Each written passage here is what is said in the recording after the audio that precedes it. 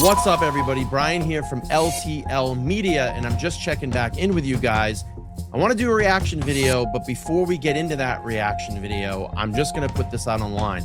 I don't care what political party you are a part of. I don't care what political party you support. I don't care what political party you are affiliated with. If someone in your political party is mentioned in the Epstein files and there is credible evidence that they committed crimes, they need to be charged and they need to be prosecuted, period. I don't care if they're a Democrat. I don't care if they're Republican, independent, a billionaire, celebrity, or someone with a government badge. Accountability shouldn't be partisan. Now, Pam Bondi testified before Congress the other day, and what was said and what wasn't said is raising serious questions about transparency, disclosure, and what the American public is actually being allowed to see inside the Epstein files. Because here's the uncomfortable truth. If our government is shielding certain names, if our government is not showing us all the files, it may not just be about protecting individuals. It could be about protecting the government and institutions. And if these files truly go as deep as many suspect into finances, politics, global businesses, intelligence circles, the fallout wouldn't just be scandalous, it would be destabilizing. We're talking about something here that could send shockwaves through our governments, through our global infrastructures and major corporations around the world. That's how deep this goes. So let's break down Pam Bondi's testimony from the other day, what it signals, what it avoids, and what it could mean moving forward. Let's get into it. Thank you, Mr. Chairman. Good morning, Attorney General Bondi, right here. We are joined in this room by some of the thousands of survivors from Jeffrey Epstein's horrific sex trafficking ring. They have shown such incredible courage in speaking out, in demanding accountability, to bring the predators and pedophiles to justice. The Epstein Files Transparency Act required your Department of Justice to disclose the perpetrators connected with Epstein's criminal activities and to redact the information of survivors to protect their identities. Let me show you what actually happened. First, in violation of the law, your department has shown a pattern of redacting the names of powerful predators. Release all the names. Release all the names. Attorney General Bondi, you apologized to the survivors in your opening statement for what they went through at the hands of Jeffrey Epstein. Will you turn to them now and apologize for what your Department of Justice has put them through with the absolutely unacceptable release of the Epstein files and their information? Nothing. Crickets. Congresswoman, you sat before Merrick Garland sat in this chair twice.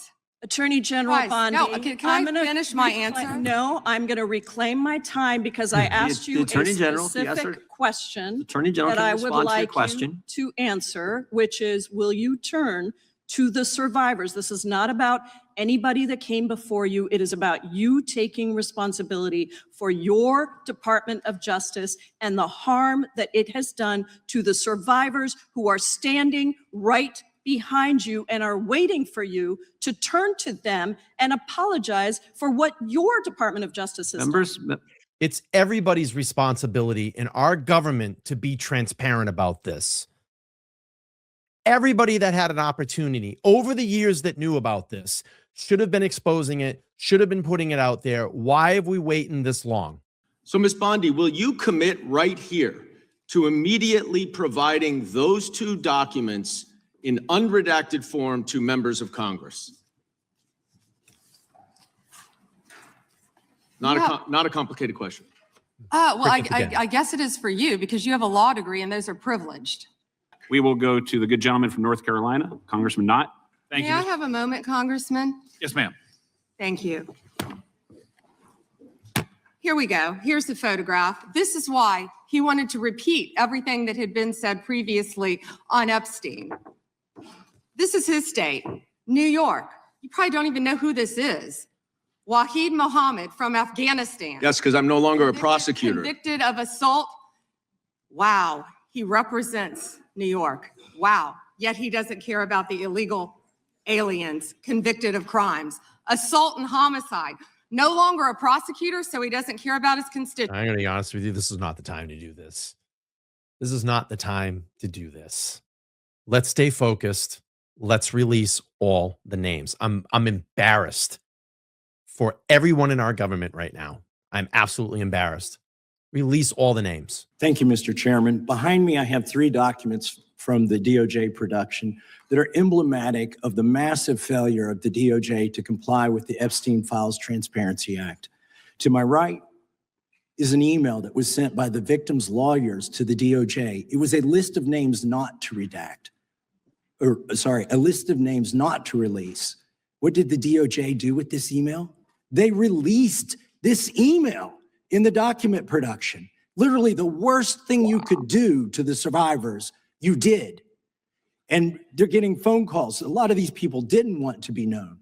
And we know you touched the document because you redacted one name and you redacted the lawyer's name, but you left the survivor's name there. The next document I want to show you, that was in the title, the victims' survivors' names, all right? The title of this one is Child Sex Trafficking, Co-Conspirators, fully redacted. And by the way, I'm going to unredact them here. Les Wexner is in this. Now, your your deputy attorney general said, oh, well, he appears hundreds of times in the files. And he's one of the worst ones. He is one of the worst ones. He was like Epstein's right-hand man. He is one of the worst ones. All the information that's coming out about him lately and Epstein's relationship, he is one of the worst ones, if not the worst one, co-conspirator with Epstein. But he doesn't appear in this file until I forced you to release it, where he's listed as a co-conspirator, not to tax evasion, but to child sex trafficking. 100%. Not to prostitution, not to money laundering, child sex trafficking. And then finally, what we have here is the third exhibit that I have is emblematic of the FD 302 release. These are the documents that we need that you're holding on to and over redacting because they have the names of the men who are implicated. How do Release the fucking names. Release all of them. Release all of them. We release them all. It's over with. we know? Because the survivors gave testimony to the FBI. And it's in there. And what happens when you go to the portal at the DOJ to look at what's behind this redaction? Another redaction. So we can't even see them. And then there's some of these files you've pulled down from the website that we will never see. Unreal. Because we can't search the redactions. So I have several questions for you.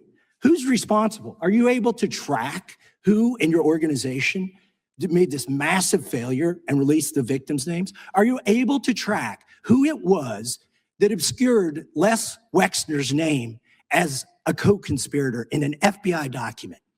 Seriously. Do you have that kind of accountability? I believe Wexner's name was listed more than 4,000 times. Yeah, I already told you that. This is where he's listed as a co-conspirator. Can I finish my answer? Come on, let me finish my answer. We corrected that within 40 minutes. He was already, you're acting like everybody's trying to cover up Wexner's name. Reclaiming my time. I'm going to answer this question. Reclaiming my time. He was, Mr. Chairman. This isn't how this works. Can I have my time back? Mr. Chairman. The gentlelady can give her answer. The time belongs. This is embarrassing. It's absolutely embarrassing on all sides. Every single person in this room. It's embarrassing.